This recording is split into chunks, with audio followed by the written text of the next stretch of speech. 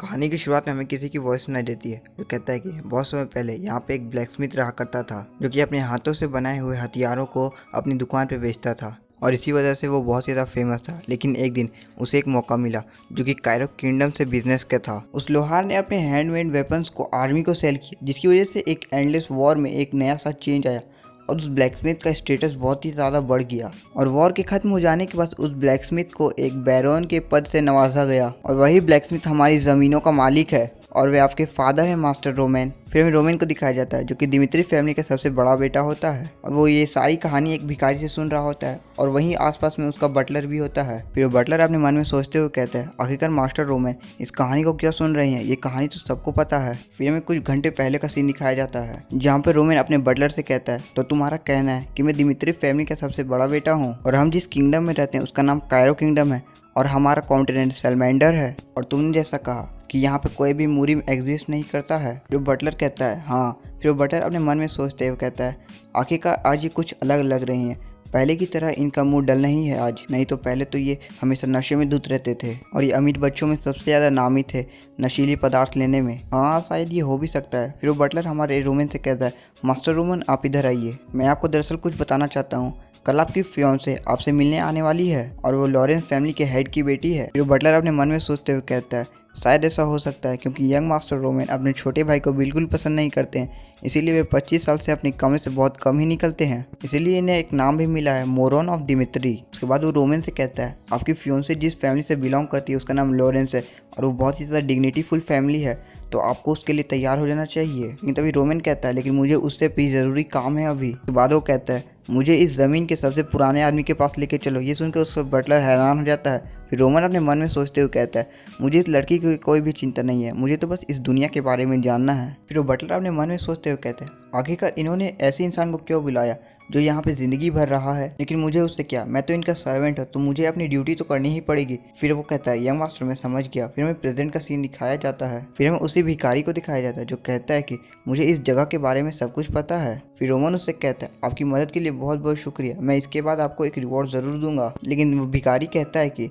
नहीं नहीं, मेरे लिए तो ये ऑनर की बात है कि मैं आपसे बात कर रहा हूँ, रोमन दिमित्री। फिर रोमन अपने मन में सोचते हुए कहता है, असलियत में तो मेरा नाम बैक जोंग हियोंग है और मैं मूरी वर्ल्ड में रहता था। मैं वहाँ का एक बहुत ही पावरफुल एम्परर था।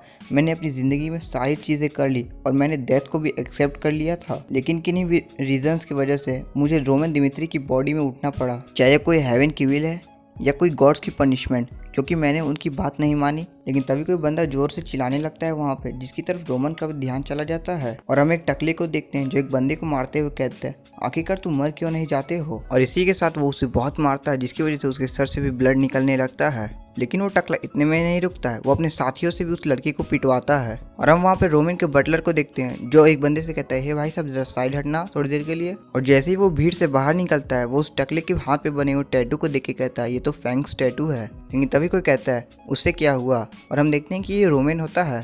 फिर वो बटलर रोमन से कहता है, मुझे लगता है कि ये ब्लड फैंक्स का मेंबर है। रोमन कहता है, क्या ब्लड फैंक्स। फिर वो बटलर रोमन को बताता है कि ये दिमित्री फैमिली के टेरिटरीज के आसपास में रहते हैं और इनका एक बहुत ही बड़ा ग्रुप है जिन्हें ब्लड फैंक्स के नाम से जाना जाता है। मुझे लगता है कि हमें इसे अनदेखा कर देना चाहिए यंग मास्टर। लेकिन जैसे ही वो रोमन की तरफ देखता है वो वहाँ से गायब हो जाता है। और फिर रोमन उस टकले के पास जाते हुए कहता है, हे रुको तुम। और वो टकला और उसके साथी भी रोमन की तरफ देखने लगते हैं और हम देखते हैं कि उसका बटलर रोमन को वापस बुला रहा होता है। फिर वो टकला रोमन को देखते हुए कहता है, रोमन दिमित्री फैमिली का सबसे बड़ा बेटा। फिर वो एक स्माइल करते हुए कहता है, तुम आगे बढ़ पा रहे हो क्योंकि तुम एक नोबल हो। मैं कह रहा हूँ कि तुम वहीं पे रुक जाओ, तुम हमारे काम में टांग मत अड़ाओ क्योंकि ये हमारा मामला है। फिर वो बटलर रोमन से कहता है, यंग मास्टर हमें यहाँ से चलना चाहिए, ये बहुत ही खतरनाक लोग हैं। लेकिन रोमन कहता है, क्या तुम्हें यहाँ के लॉ मालूम है? मालूम है तो मुझे बताओ कि अगर यहाँ पे कोई लॉ तोड़ता है तो उसे क्या पनिशमेंट मिलती है। ये सुनकर उस बटलर की तो सिटी पिटी गुल हो जाती है। फिर उस टकले का एक साथी कहता है, ये थोड़ा गलत है, लेकिन क्या तुम अभी कर्ज वापस कर सकती हो मेरा, क्योंकि ब्लड फैंक्स के अंदर कोई नियम नहीं होता है, हम कभी भी आके अपने पैसे को मांग सकते हैं। फिर टकला रोमन की बेइज्जती करते हुए कहता है, आखिरकार इसकी क्या औकात है, ये तो बस एक दिमित्री फैमिली का सबसे बड़ा बेटा है, इसे तो एक कुत्ता भी भाव नहीं देता है। लेकिन तभी वो बटलर कहता है कि इन्होंने जो क्राइम किया है उसके बदले इन्हें मार डालना चाहिए हमारे इस जगह के कानून के हिसाब से, क्योंकि ये कानून कैपिटल से बन के आता है। लेकिन उस बटलर की बातों को सुनकर उस टकले को गुस्सा आता है और वो उस बटलर को घूरने लगता है, जिसकी वजह से वो बटलर अपना मुंह झुका लेता है। लेकिन तभी रोमन आगे बढ़ते हुए कहता है कि क्या तुमने ये सुन लिया, अगर तुम यहाँ का लॉ तोड़ते हो तो मैं लॉर्ड रोमन का सबसे बड़ा बेटा रोमन दिमित्री तुम्हें पनिश करूंगा। लेकिन वो टकला कहता है, मैं जानता हूँ कि तुम नोबल हो, लेकिन तुम्हें पता है कि ये दुनिया कैसे काम करती है। फिर वो अपने हाथ की तरफ इशारा करते हुए कहता है, क्या तुम यहाँ पे देख नहीं सकते हो कि यहाँ पे हमारे हाथ में फैंक्स टैटू है। लेकिन रोमन कहता है, तो ये प्रूव होता है। वो टकला कहता है, आखिरकार तुम क्या कर रहे हो। रोमन कहता है, तुम बिल्कुल एक कचरा हो, तुम इस धरती के मान और सम्मान को ध्यान में ना रखते हुए यही सब कर रहे हो, इसलिए मैं रोमन दिमित्री तुम्हें सजा दूंगा। ये कह के वो उनके ऊपर अटैक कर देता है। रोमन को अपने ऊपर अटैक करता है देख वो टकला और उसके साथी अपने अपनी नाइफ को निकाल लेते हैं और टकला अपने नाइफ से रोमन के गर्दन के पास एकदम अटैक करने वही वाला होता है कि रोमन उसे डॉज करते हुए उसके गले में अपने वो स्टिक को डाल देता है, जिसकी वजह से वहाँ पे एक होल हो जाता है और वो टकला अपने घुटनों पे आ जाता है। उस टकले की ऐसी हालत को देखकर उसका बंदा बहुत ही ज्यादा घबरा जाता है। फिर वो सभी लोग एक साथ रोमन के ऊपर अटैक करते हैं, जिसे देखकर वो बटलर कहता है, मास्टर जरा संभल के। और हम एक बंदे को देखते हैं जो अपनी स्वॉर्ड से रोमन के ऊपर अटैक करता है, लेकिन रोमन उसे डॉज करते हुए उसके पैर पे एक किक मारता है। उसके बाद वो उसके फेस पे एक हिट करता है, जिसकी वजह से उसका भी खेल खत्म हो जाता है। और रोमन के ऐसे बिहेवियर को देखकर उसका बटलर कहता है, क्या ये सच में रोमन है? मैंने तो इन्हें ऐसा करते हुए पहली बार अपनी आंखों से देखा है। फिर रोमन अपने मन में सोचते हुए कहता है, एक विल जो रोमन के द्वारा लिखी गई और बहुत सारे ड्रग्स जो फ्लोर के आसपास फैले हुए थे। कायरो किंगडम के अंदर भी हाल फिलहाल में वॉर चल रही है, जिसकी वजह से सभी हाउस होल्ड को अपनी अपनी साइड चूज करनी पड़ती है ताकि वो किस किंगडम को सर्व कर सकें। और क्या रोमन चुना गया था आर्मी में जाने के लिए अपनी फैमिली की तरफ से रिप्रेजेंटेटिव, इसलिए उसने अपने डर से अपने आप को मार लिया। ये तो बहुत ही ज़्यादा बेकार जिंदगी है, लेकिन क्या कर सकते हैं, अब तो मुझे इसी बॉडी के अंदर जीना है। और मैं हूँ हेवनली डीमन सेक्ट का लीडर बैक जोंग ह्योंग। मुझे नहीं पता कि मुझे ये बॉडी कैसे मिली, लेकिन अब मैं अपने तरीके से जीऊँगा। और इसी के साथ हम देखते हैं कि रोमन ने सभी बंदों को मार दिया होता है, लेकिन वहाँ पे एक छुपा हुआ होता है जो रोमन को देखते हुए कहता है, तुम एक मॉन्स्टर हो। और वो बंदा वहाँ से भागने की कोशिश करता है, लेकिन रोमन उसके बालों को पकड़ते हुए कहता है, हे तुम कहाँ जा रहे हो।